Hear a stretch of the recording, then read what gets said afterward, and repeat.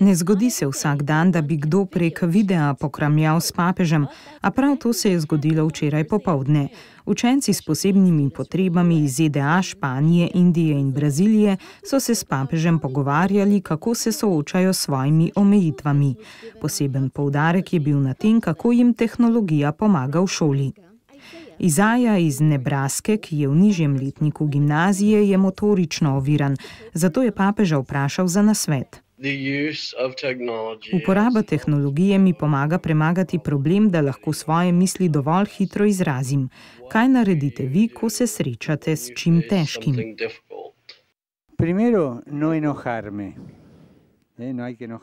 Najprej ne se jeziti. Ni dobro, če se jeziš. Ostati moraš miren. Potem skušam poiskati način, kako premagati izziv. Če ne morem, pa ga prenašam.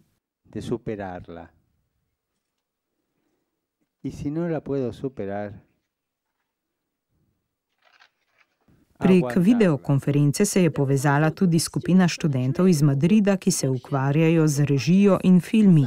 Zanimale so jih papeževe tehnične veščine.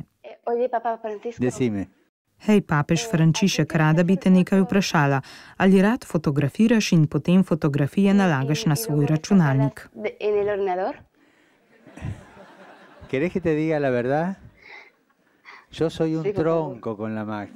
Ali hočeš, da ti povem po pravici?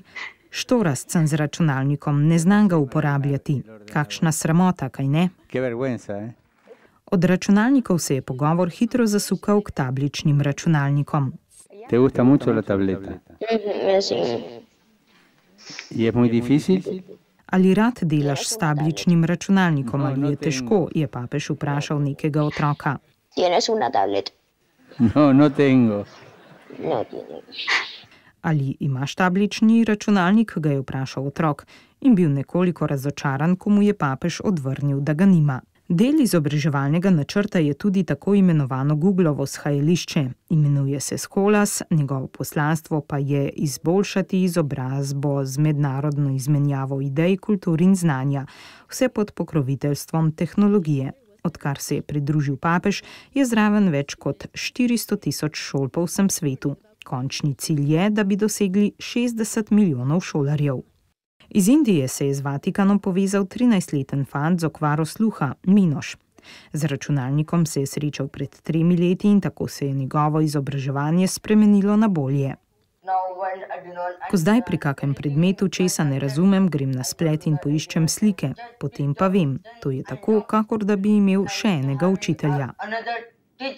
Čeprav je projekt namenjen pomoči učencem, jih je papež spomnil, da so pogosto oni tisti, ki kljub svojim omejitvam naučijo življenjskih naukov odrasle. Vsakdo ima v sebi dar. Če ga zaklenemo, ostaja skrit. Če ga razdajamo drugim, se naš zaklad pomnoži z darovi drugih. Rad bi rekel, da ima vsak od vas in vsi dar.